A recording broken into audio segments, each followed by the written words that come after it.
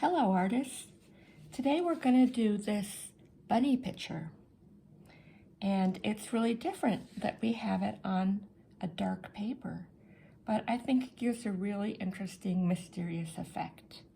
I actually tried it twice, tried it on the black, and I also tried it on the dark blue, and I think they both work. I think it could be also on a dark purple or a dark brown, dark gray. It depends what you have and what you're interested in trying. I printed out a couple of pictures off the internet to kind of be a good reference. This one was an excellent reference.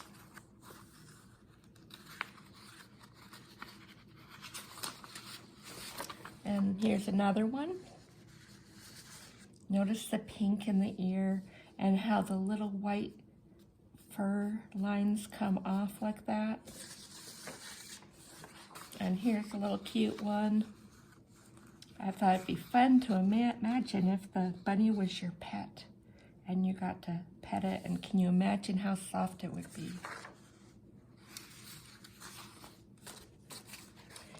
So I would like you to pick a dark paper to do your artwork on, and then you'll need a pencil and something to color. If you have chalk, I think that gives a really nice effect, but I also think oil pastels would look really good. Some people might have the kind of crayons that do well on dark paper. It's a certain special kind, and so that's another option, but those are kind of rare. So we're going to be looking at the shapes of the head and the body, which are fairly simple. And then we'll add a little paw there, a little leg there, this back leg, the ears, and the bunny tail. Then we'll move on to the eye and the nose, and then onto the coloring. So let's get started. We are very close up on the bunny in this project. I'm going to bring this a little closer too. Have it close by to refer to. So regular pencil actually does really well on black paper. So I think you can see it. But I will switch really soon over to chalk so that I can be sure that you can see it. Alrighty, we gotta make sure you're seeing this good. So I'm gonna do a little outlining with the white. This here you see the inside of the pink, and this here you don't. You just see the back side.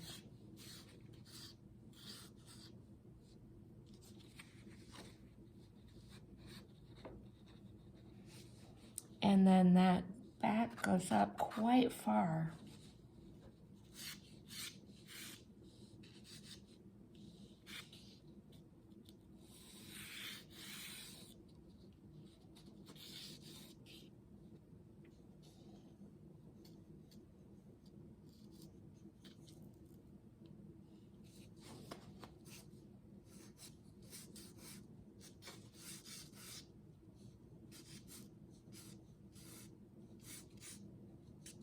You could also use a white pencil. That could be helpful. The downside of working on a dark paper is sometimes it is harder to see what you're sketching. But then the ending effect to me is totally worth it.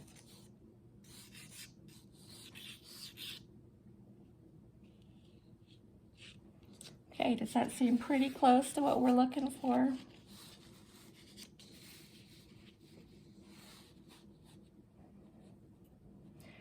Okay, I want to start with the eye. I think it's a little challenging to do, but super rewarding if you can get it to look like a real eye.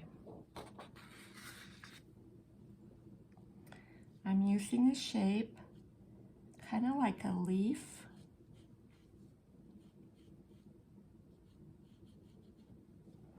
And the shades of color I'm using are 2 shades of brown and a black, but you improvise with what you have. I want to get that roundness in. And then I want to come in with some dark.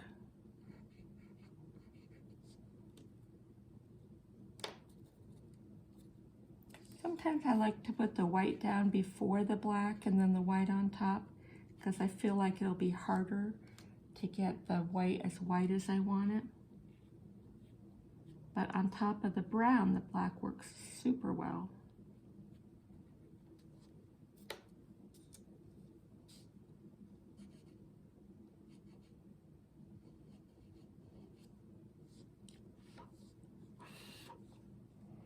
Can you see how important those white sparkles are?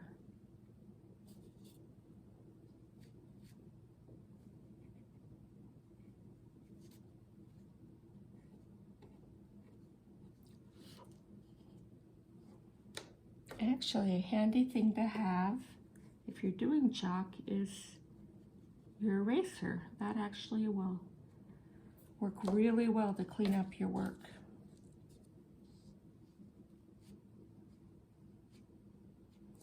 So it's a little bit of fiddling, but I think you'll agree that it's worth it.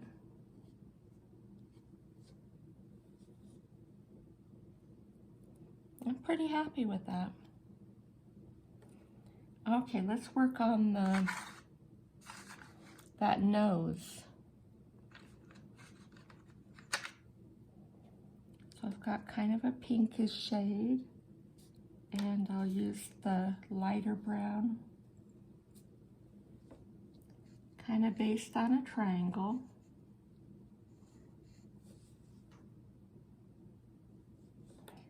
I just like having a little bit of pink in there.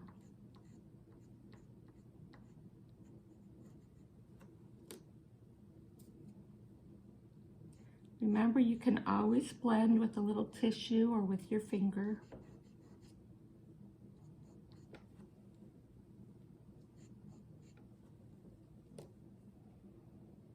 Now we're going to go ahead with the inside of the ear.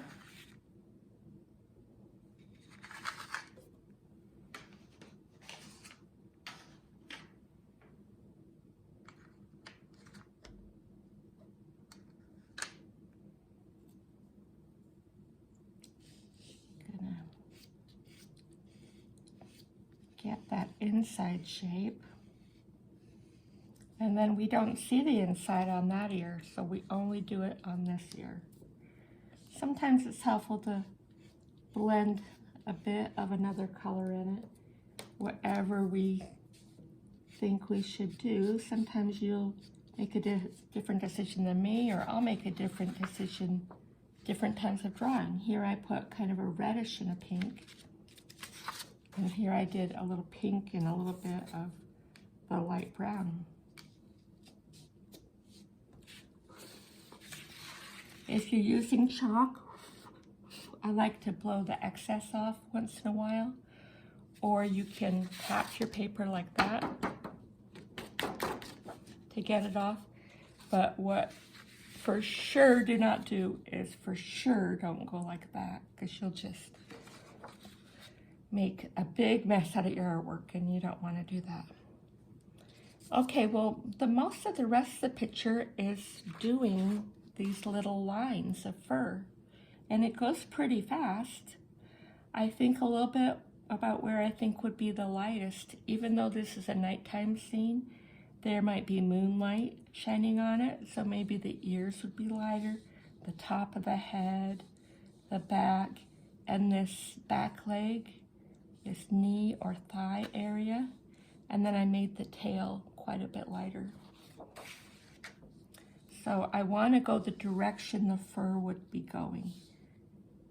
And one other hint that I wanted to give you is you could lightly do some white on there first to kind of get get you started on it looking white.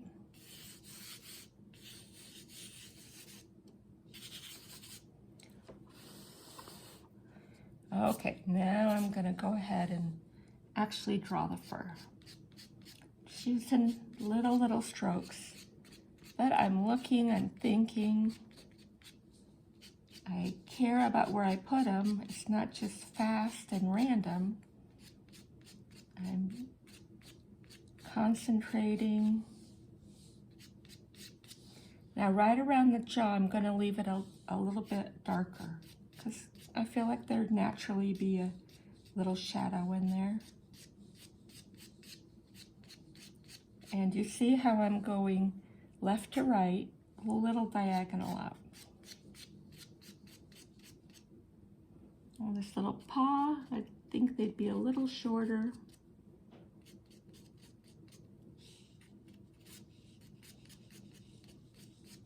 And think about wherever there'd be a shadow, like maybe there'd be a shadow here. So I'll just do a little bit there. And then on the knee, I'm going to put a lot of white. I think it would be light on there.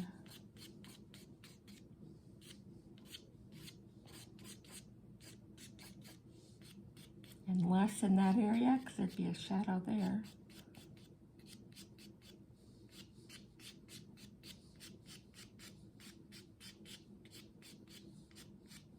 Now you can just imagine if someone was being sloppy and they didn't care about their artwork, they could just go, oh, it's little lines, and just kind of do it fast and messy. But it's really worth it, even though it's not a hard step.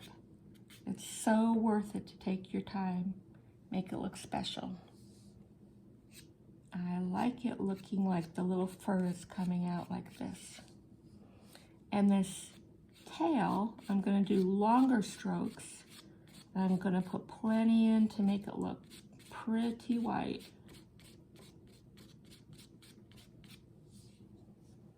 All right, moving on to the face. I'm thinking it makes sense to do shorter strokes. I think the fur would be shorter here.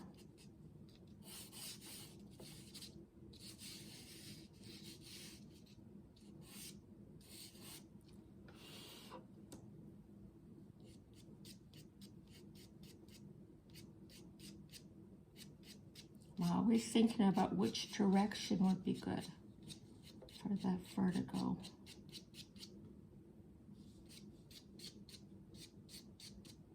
And let's look at our reference pictures again. It's really hard to see a white bunny on white background. Let's see what else we see. Well, here we definitely see good how furry it is. Okay, this is the most close-up one.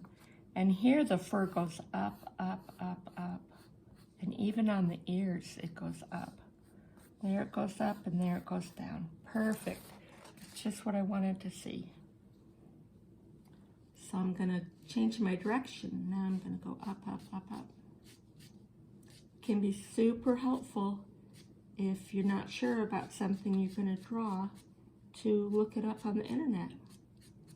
See if you can get some reference material that will help you make decisions.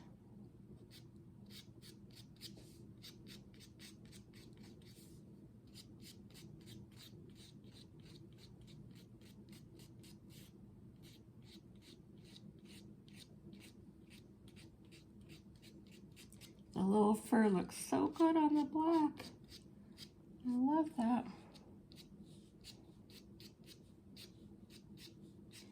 Now, every so often you need to stop and really look at your picture and look, think about, does it look accurate? Does it look pretty? Does it make sense? Is there some place that looks all the same and it needs a little bit of difference? Like, see that dark shadow in there? That really shows you the difference between the head and the body. And that dark shadow makes this knee and thigh area pop out. So I like that. Okay, well, I'm feeling pretty good about things. We're gonna do a super simple background. Gonna do just some wispy clouds and some grass. Be great if you have two colors. If you don't have two shades of green, you can always use yellow and green, or green and blue, or all three colors. So the sky, I'm just putting this on its side and doing some gentle, just pushes across. And I'll do a little white, a little blue, super fast and easy. Just look at it and see if you like it. If you think it looks like too much, then you can just wipe it. In fact, I think that looks really good. I'm gonna do that all the way through the sky. Nice, gentle wipe. And then that looks like a nice contrast between that and the fur of the rabbit. Okay, I do have two shades of green. So think of next to a small animal like a rabbit, the grass would be pretty long and could even be like thick like that. Do you notice I'm putting my hand here? I am not putting my hand there. Even if you're using pastels, which are a little more stable, it has the ability to get quite messy, so.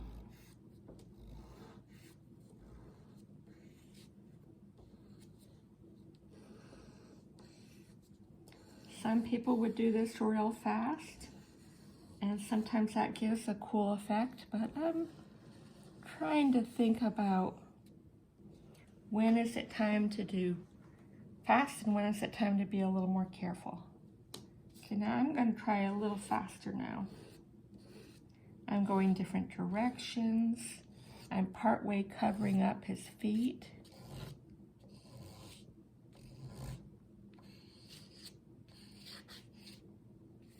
I want some to go off the page and some go high, some low.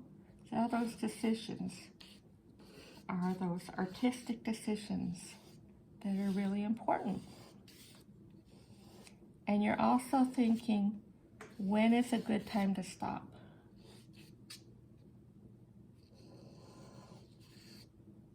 And what to cover up and what not to cover up.